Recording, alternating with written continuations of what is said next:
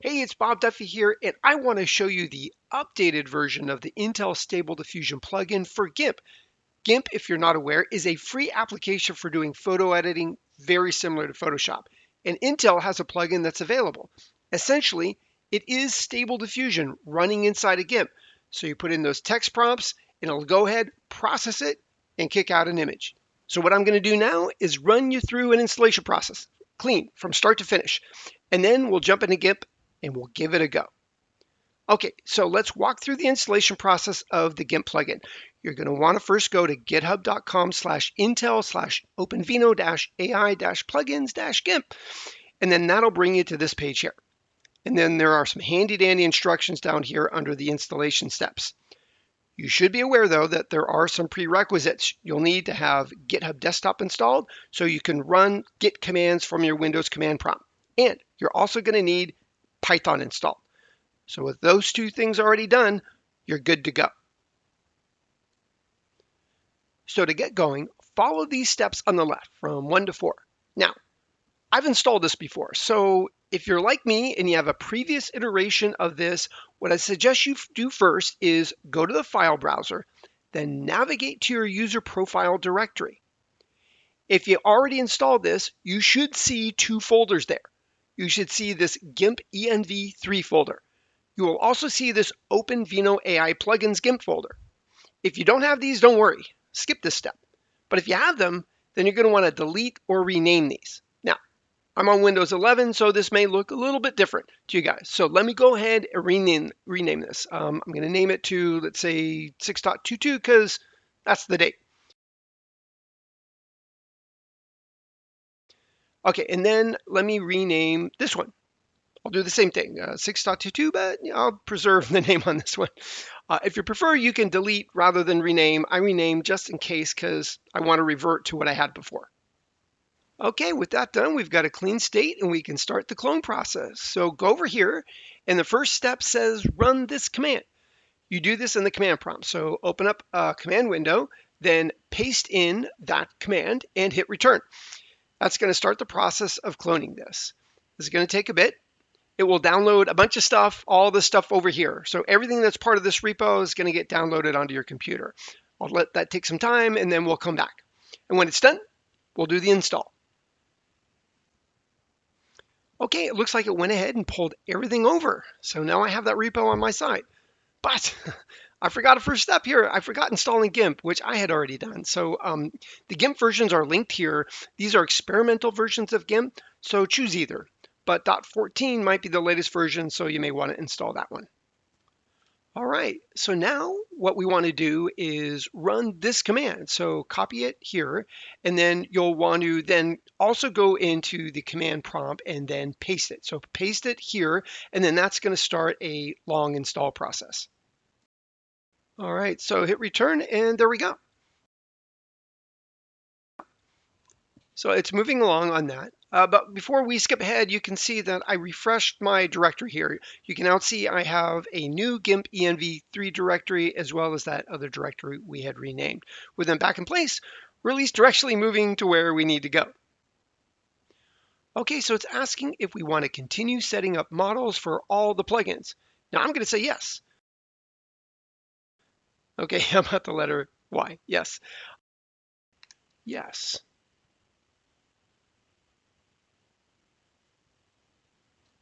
Okay, and now it's asking what Stable Diffusion 1.5 models I want to download. And I have many options here, so I say 6. Let's do them all. So 6 it is. Okay, that finished installation. I think it took about 8 minutes or so. And now the final thing is step 3 in the instructions. And because I had GIMP installed already, I think this is done. So I'll just show you where this is. And so we'll launch GIMP 2.99. And let's get this in the right window. Okay, what it's telling us is that we need to have the GIMP env3 path in our plugin. So in GIMP, go to Edit, Preferences, scroll down to Folders, and then down to Plugins. You're going to want to see this path. If there's a GIMP env3 lib site packages GIMP Open Vino plugins, if it's not there, go ahead and add that path. Now you can copy that path directly from the instructions. You just need to make sure that your profile directory is there in place of the part that says path to, which mine is. Okay, so with that done, under layer, what you will see is an Open Vino plugin menu. And it won't work for you right now because we don't have a layer. There's nothing to work with. So you have to hit new here, create at least a layer. I'm going to create something 512 by 512. Okay, just like that.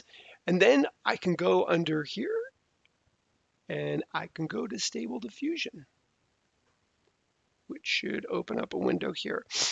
So you'll have this. If you're running this for the very first time, this will be empty. I've run it just as a test, and I'll walk you through that, but it will be empty. This top item here is models. So you would load any specific model. And anytime you switch or change this, you're going to want to hit load models to load that model. So I'm going to do a Stable Diffusion square. So I'm going to go ahead and load that model. Now I can run as many iterations of this as I want, and I don't have to rerun load models. I just have to do that this first time. And that's going to bring up a window. Let me just make sure we've got the right window here. Here. Whoops, there it is. And let me get to my thing here. All right. Now, this is a prompt. It says a close-up profile of a medieval sorceress, fantasy D&D, and then have a lot of things in here that describe the photo. There's a forest in the background, it's detailed face, not looking at the camera, that type of thing. And then the negative prompt is things that I don't want. I don't want it to look like a cartoon. I don't want it to be illustrated or painted or disfigured, etc. The number of inferences is generally the quality. Usually it's quality. Sometimes if you go up too high, and it'll go all the way up to 50, it will start creating issues in it. So, but you can play around with that. I like to start around 32. Guidance scale, this is really going to determine how much it's going to pay attention to everything that you had written there. So I start around 7, and I might go up to say 15. The seed, this is just a seed that I used that worked, so I've pasted it back in here. But generally, you'll start with nothing, and then you'll just keep randomly getting things till you get to a seed that you like, or something that's indicative of that what you like, and then you'll start editing some of this prompts. You can also start with an image. So if you have an image of something, maybe it's a person in a particular pose, or maybe it's a particular color scheme or layout. You might want to start with that picture, and then 0 means that it's going to essentially use that picture. It's going to ignore its own diffusion model. And then 1 means that it's going to mostly ignore your image. It won't completely ignore it, but it's going to mostly ignore it. And then you've got numbers in between. So often this is set to 0.8, and that's a pretty good, not 10, 0.8. Then you can select your device from CPU to integrated graphics to GPUs. I have 2 GPUs on this system. That's why you see those as well. And then a scheduler. So with all this done, we're going to go ahead and give this a shot. We're going to run the inference. You can see all this information is going on, and it's running at about 7.3 iterations per second. You can go look up on the web on how good that is for various hardware, GPUs and CPUs, etc. And then here we go. This is essentially it. We've got a really good looking picture of a medieval sorceress. Now, what we could do is start playing around with these prompts, and let's see if we can get something else happening here. Maybe we think that it's just, I don't know, not decadent enough, right? Or maybe you don't want the crown, but we could say gold crown. How about that? Gold crown fantasy. Let's put that in there.